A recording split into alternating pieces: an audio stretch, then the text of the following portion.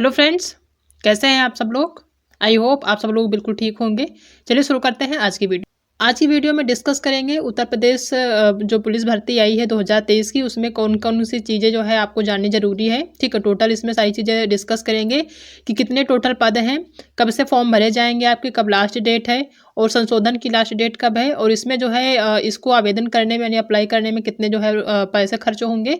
ठीक है, राष्ट्रीयता क्या होनी चाहिए, कहाँ के लोग इसको अप्लाई कर सकते हैं, कितनी एज होनी चाहिए। ठीक है, और क्या क्वालिफिकेशन होना चाहिए, क्या जो है इसमें, क्योंकि पुलिस भर्ती है तो जाहिर सी बात इसमें लंबाई भी लेते हैं, तो लंबाई लड़कियों की क्या होनी चाहिए, लड़कों की कितनी होनी चाहिए। ठीक है, बहुत सारी चीज़ें हैं इसमें, तो उन सभी के बारे में आज की क्लास में डिस्कस करेंगे। पूरी जानकारी देखेंगे, ध्यान से देखेंगे, ताकि जो है सारी चीज़ें यहाँ पे क्लियर हो जाए फॉर्म भरने से पहले। ठीक है, तो शुरू करते हैं आज की जो है वीडियो। तो ये जो भर्ती निकली है 2023 से, आप देख सकते हैं 23 तारीख को जो है ये नोटिफिकेशन आया था। आज 24 है, कल जो है नोटिफिकेशन आया था। ठीक है, तो इसमें जो है टोटल जो पद हैं वो सभी कैटेगरी को मिला के टोटल 60,244 है। ठीक है, ये जो है अब तक की बहुत बड़ी भर्ती मानी जा रही है, क्योंकि इससे पहले कोई ऐसी वैकेंसी नहीं आई जिसमें जो है इतने सारे पद रहे हों। ठीक है, तो बहुत सारे जो है पद हैं इसमें, इस चीज़ को ध्यान रखना है। बात करें अगर कि इसमें पात्रता के लिए कौन कौन से पात्र होंगे, तो आरक्षी नागरिक पुलिस के पद पर भर्ती है तो पुरुष एवं महिला अभ्यर्थी पात्र होंगे, यानी महिला भी इसमें फॉर्म अप्लाई कर सकती है, पुरुष भी अप्लाई कर सकते हैं। ठीक है, और अगर इनकी बात करें कि इनकी जो आवेदन है कब से अप्लाई होंगे, आवेदन करने की जो प्रारंभ होने की तिथि है वो 27/12/2023 है। 27 तारीख से जो है आपके आवेदन जो है शुरू हो जाएंगे, फॉर्म भरने जो है शुरू हो जाएंगे, और उसकी जो लास्ट डेट है वो है 16 जनवरी 2024, यानी लगभग जो है आपका 21 दिन का ही टाइम इसमें दे रहे हैं। इससे पहले जो आपका पुलिस की वैकेंसी आती थी उसमें लगभग 1 महीने का टाइम होता था, लगभग 1 से 1.5 महीने का टाइम होता था, लेकिन इस बार इनको इतनी जल्दी है कि वो सिर्फ 21 दिन का टाइम दे रहे हैं। तो 27 तारीख से शुरू होगी और 16 जनवरी को इसकी जो है लास्ट डेट है।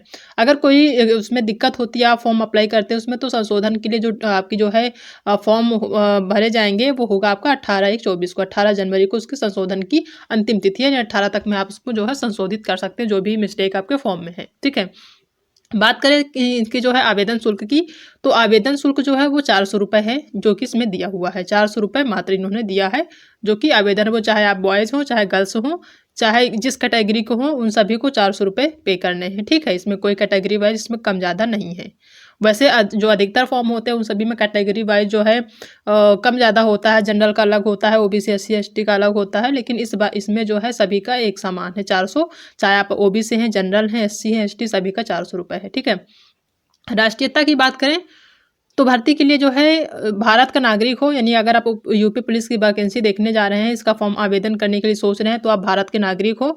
तिब्बती शरणार्थी हो जो भारत में स्थायी निवास के अभिप्राय से 1 जनवरी 1962 के पूर्व भारत आए हो। अगर कहीं बाहर के हैं आप, तिब्बत के शरणार्थी हैं, तो आप 1962 के पहले आए हों। ठीक है, तो सारी चीज़ें अलग हैं। बाकी ये चीज़ है कि आप किसी भी स्टेट के हैं तो आप इसके लिए जो है एलिजिबल हैं, आप फॉर्म अप्लाई कर सकते हैं। बेसिकली आप भारत के नागरिक होने चाहिए बस। ठीक है, भारत के बाहर के नहीं होने चाहिए। तो ये सारी चीज़ है। शैक्षिक अर्हता की बात करें, योग्यता की क्या होनी चाहिए, तो वो होना चाहिए कि भारत में विधि द्वारा स्थापित बोर्ड द्वारा 10वीं एवं 12वीं कक्षा उत्तीर्ण या सरकार द्वारा मान्यता प्राप्त उसके समकक्ष अर्हता होनी चाहिए। यानी आप 10वीं 10th में या फिर 12th में आपने पास कर लिया है। ठीक है, यह नहीं कि अगर आप 12th में हैं या फिर 12th में हैं, अभी आपका एग्जाम नहीं हुआ तो आप फॉर्म नहीं फिल कर सकते हैं। आपका 10th या 12th आपका कंप्लीट होना चाहिए, तब आप इसके लिए एलिजिबल होंगे, फॉर्म अप्लाई कर सकते हैं। ठीक है, यानी 10th और 12th आपका कंप्लीट होना चाहिए। ठीक है,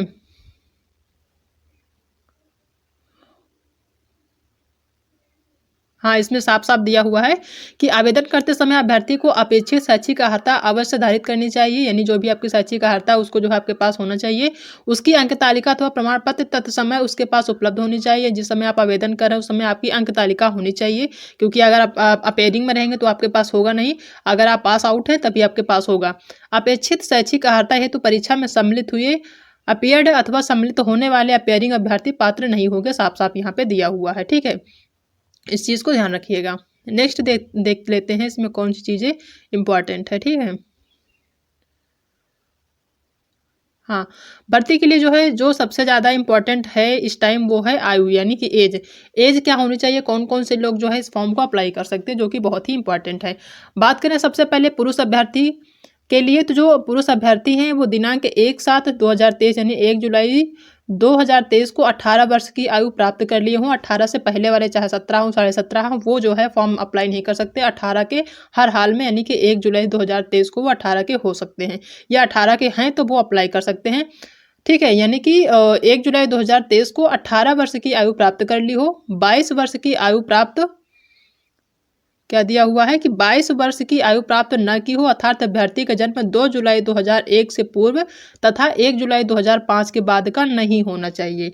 जो पुरुष अभ्यर्थी हैं उनकी जो एज होनी चाहिए वो 1 जुलाई 2023 को 18 वर्ष के हो जाने चाहिए। ठीक है, 1 जुलाई जो है 2001 से पहले और 1 जुलाई 2005 के बाद का नहीं होना चाहिए। कोई भी अभ्यर्थी है अगर उसने उनका जो डेट ऑफ मंथ है या डेट ऑफ ईयर है, ठीक है, वो जो है 2 जुलाई 2001 से पहले का नहीं होना चाहिए और 1 जुलाई 2005 का बाद का नहीं होना चाहिए। ठीक है, इस चीज़ को ध्यान रखना है। ये जो है किसका है, ये है जनरल के, जो जनरल के वो जो है मेल कैंडिडेट हैं। ठीक है, उनके लिए ये सारी चीज़ें हैं। ठीक है, बाकी जो है बात करें इसकी महिला अभ्यर्थी ने दिनांक 1/7/2023 को 18 वर्ष की आयु प्राप्त कर ली हो और 25 वर्ष की आयु प्राप्त ना की हो। ठीक है, जो जनरल के महिला हैं उनको जो है 25 वर्ष की एज दी गई है, वो जो है 1/7/2023 को 18 वर्ष की हों, उससे जो है कम की ना हो। ठीक है, और जो है अर्थात इनका जो जन्म है वो 2 जुलाई 1998 से पहले तथा 1 जुलाई 2005 के बाद का नहीं होना चाहिए, यानी कि 1998 के पहले, यानी कि उनका जो है 96 का नहीं होना, 97 का नहीं होना चाहिए, 96 का नहीं होना चाहिए, 95 का नहीं होना चाहिए। ठीक है, 1998 का होना चाहिए, 99 का जो है 2000 का, 2001 का, 2002 का, 2003 का, 2004 का, 2005 का होना चाहिए। 2006 के हैं अगर तो उनका जो है इसमें नहीं माना जाएगा। ठीक है, तो कहने का मतलब 2 जुलाई 1998 से पहले तथा 1 जुलाई 2005 के बाद का नहीं होना चाहिए। ये चीज़ जो है जनरल के जो फीमेल कैंडिडेट हैं उनके लिए है। अगर बात करी जाए, अगर बात करें यहाँ पे जो है जो ओबीसी SC ST के बॉयज़ हैं, ठीक है, ओबीसी SC या ST के जो बॉयज़ हैं, ठीक है, उनका जो एज होना चाहिए वो जो है 1/7/2023 को तो 18 होना ही चाहिए। साथ ही जो उनका एज होना चाहिए वो 2 जुलाई 1996 से पहले का नहीं होना चाहिए और जो है 1 जुलाई 2005 के बाद का नहीं होना चाहिए। इस चीज़ को ध्यान रखिएगा। ठीक है, जो ओबीसी SC ST के जो बॉयज़ हैं उनका 2 जुलाई 1996 से पहले का डेट ऑफ बर्थ नहीं होना चाहिए और उनके जो है 1 जुलाई 2005 के बाद का नहीं होना चाहिए। पहले का है तो फॉर्म नहीं भर सकते और 1 जुलाई 2005 के बाद का है तो फॉर्म नहीं भर सकते। ठीक है, 1 जुलाई 1996 के पहले का नहीं होना चाहिए डेट ऑफ बर्थ, अगर उनके पहले का है तो वो फॉर्म नहीं अप्लाई कर सकते। 1 जुलाई 2005 के बाद का है तो वो भी अप्लाई नहीं कर सकते, क्योंकि बाद के होंगे तो उनका 18 वर्ष होगा ही नहीं। ठीक है, तो इस चीज़ को ध्यान रखिएगा।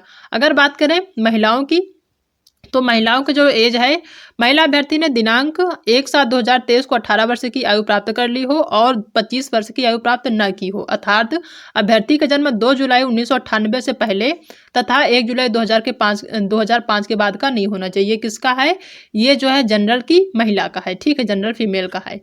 ठीक है, बात करें अगर ओबीसी की, SC ST की महिलाओं की, तो उनका जो है जो डेट ऑफ बर्थ है वो जो है सबसे पहले तो 1/7/2023 को 18 वर्ष कंपलसरी होना ही चाहिए। साथ ही उनका जो है 2 जुलाई या 1 जुलाई 1993 से पहले का डेट ऑफ बर्थ नहीं होना चाहिए। ठीक है, इस चीज़ को ध्यान रखिए कि उनका जो है 1 जुलाई 1993 से पहले का डेट ऑफ बर्थ नहीं होना चाहिए और जो है 1 जुलाई 2005 के बाद का नहीं होना चाहिए। ठीक है, इस चीज़ को ध्यान रखिएगा। अगर 1 जुलाई 1993 के अंदर का है, ठीक है, कोई भी कैंडिडेट, कोई महिला हैं तो वो फॉर्म अप्लाई कर सकती हैं। अगर जो है 1 जुलाई 2005 के बाद का उनका कोई डेट ऑफ बर्थ है तो वो अप्लाई नहीं कर सकती, सिंपल सी बात है। ठीक है, तो ये चीज़ यहाँ पे क्लियर हो गई होगी ओबीसी और SC ST दोनों के लिए। ठीक है, नेक्स्ट है वैवाहिक स्थिति में, तो ये सब अलग की बात है। इंपॉर्टेंट जो है वो हमने यहाँ पे बता दिया, सबसे जो इम्पोर्टेंट था वो एज ही था। ठीक है, दूसरी चीज़ यहाँ पे देख लेते हैं, लिखित परीक्षा की अगर बात करी जाए तो लिखित परीक्षा में देखते हैं क्या क्या चीज़ें हैं। ऐसे अभ्यर्थी जिनका आवेदन पत्र प्रथम दृष्टया सही पाए जाएंगे, कहने का मतलब कि ऐसे जो अभ्यर्थी होंगे उनके जो आवेदन है वो सही होंगे उनसे ऑफलाइन लिखित परीक्षा में सम्मिलित होने की अपेक्षा की जाएगी। वो ऑफलाइन पेपर जो है देंगे। लिखित परीक्षा में वस्तुनिष्ठ प्रकार के प्रश्न पत्र रखा जाएगा, यानी कि जो भी क्वेश्चन होंगे वो ऑब्जेक्टिव टाइप के होंगे। लिखित परीक्षा जो होगी वो 300 अंकों की होगी, जिसकी समय अवधि कितनी होगी, 2 घंटे की होगी। उनका जो पेपर का जो टाइम होगा वो 2 घंटे पेपर होगा। परीक्षा जो होगी लिखित परीक्षा वो कितने अंकों की होगी, 300 अंकों की होगी और 2 घंटे का होगा। इस लिखित परीक्षा में निम्नलिखित 4 विषय होंगे। टोटल 4 सब्जेक्ट होंगे। नंबर 1 आपका सामान्य ज्ञान, दूसरा सामान्य हिंदी, तीसरा संख्यात्मक एवं मानसिक योग्यता और चौथा है मानसिक अभिरुचि या बुद्धि लब्धि एवं तार्किक क्षमता। यानी सामान्य ज्ञान, सामान्य हिंदी, यहाँ पे मैथ हो जाएगा आपका, गणित और आपकी रीजनिंग हो जाएगी। ठीक है। अभ्यर्थी को लिखित परीक्षा में गलत उत्तर देने के लिए ऋणात्मक अंक प्रदान किए जाएंगे। यहाँ पे नेगेटिव मार्किंग भी है, इस चीज़ को बहुत ध्यान से रखिए। क्योंकि सीटेट या टेट नहीं है आपका कि इसमें नेगेटिव मार्किंग नहीं है। ये आपका पुलिस अभ्यर्थियों पुलिस वैकेंसी है। ठीक है। तो उन जो भी पुलिस अभ्यर्थी हैं, पुलिस के फॉर्म अप्लाई करने जा रहे हैं, इस चीज़ को ध्यान रखें कि इसमें जो है नेगेटिव मार्किंग है। ठीक है। गलत उत्तर देने के लिए ऋणात्मक अंक प्रदान किए जाएंगे। इस लिखित परीक्षा में कुल 150 प्रश्न होंगे। ठीक है। जिनमें प्रत्येक सही उत्तर के लिए 2 अंक निर्धारित है, यानी एक क्वेश्चन 2 नंबर का होगा। ठीक है। इस चीज़ को ध्यान रखिए। आरक्षी भर्ती की नियमावली के अनुसार उक्त भर्ती में अभ्यर्थियों को प्रत्येक गलत उत्तर के लिए 0.5 यानी आधा नंबर काट लिया जाएगा। एक क्वेश्चन गलत होता है तो उसमें का आपका जो है 2 नंबर का है तो 1 नंबर ही मिलेगा, 1 नहीं मिलेगा। ठीक है। इस चीज़ को ध्यान रखिए। यह लिखित परीक्षा OMR शीट यानी कि आपका ऑफलाइन होगा, OMR शीट बेस्ड होगा। परीक्षा प्रणाली के अनुसार संपन्न कराई जाएगी, यानी कि OMR शीट पर जो है ये सारी जो परीक्षाएं होंगी संपन्न कराई जाएगी। ठीक है। इस चीज़ को ध्यान रखिएगा।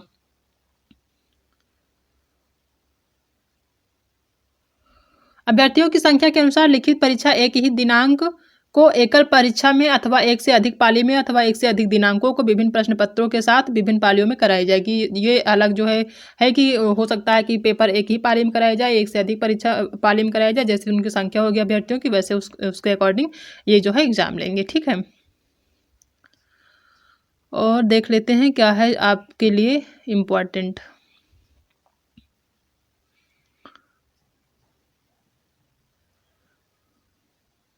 हाँ, यहाँ पे अगर हम बात करें शारीरिक मानक परीक्षण की, यानी पुरुष अभ्यर्थियों के लिए जो आपके शरीर की जो लंबाई है वो कितनी होनी चाहिए, जो ऊंचाई होनी चाहिए।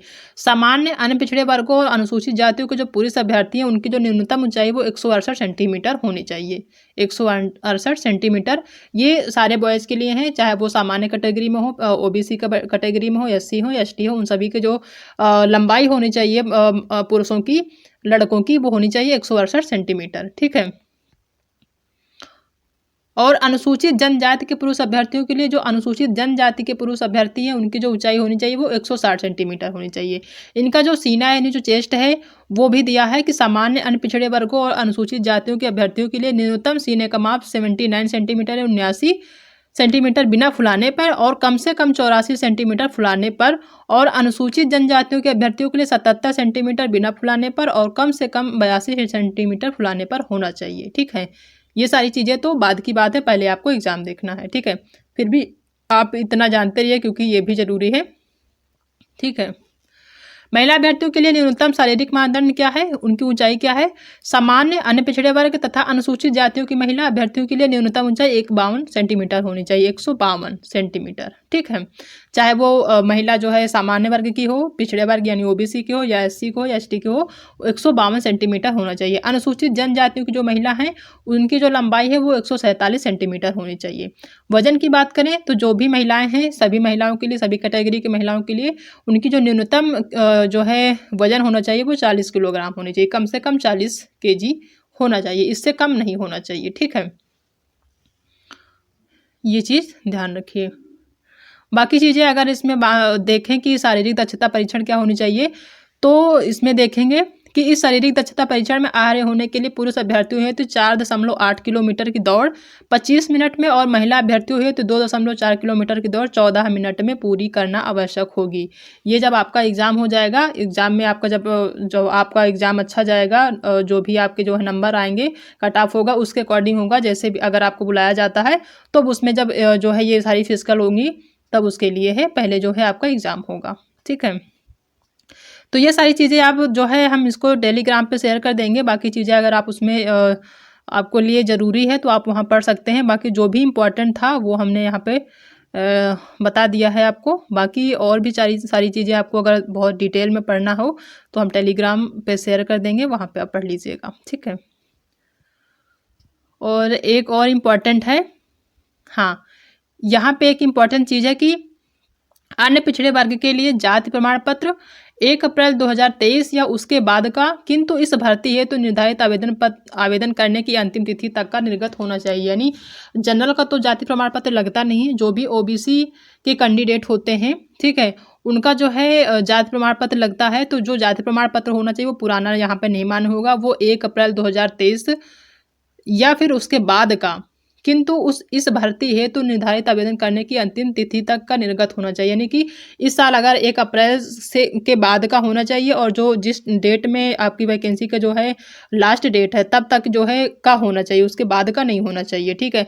तो वो जो है एलिजिबल माना जाएगा, ठीक है। यानी 1 अप्रैल 2023 के बाद का होना चाहिए, लेकिन आवेदन करने की अंतिम तिथि तक का निर्गत होना चाहिए, इस चीज़ को ध्यान रखिएगा।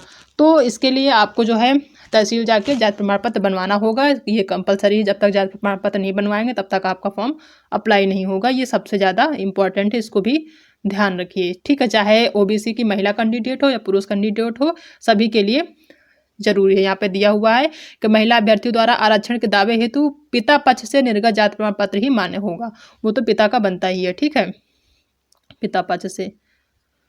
तो ये इम्पॉर्टेंट चीज़ थी जो कि हमने डिस्कस करी है,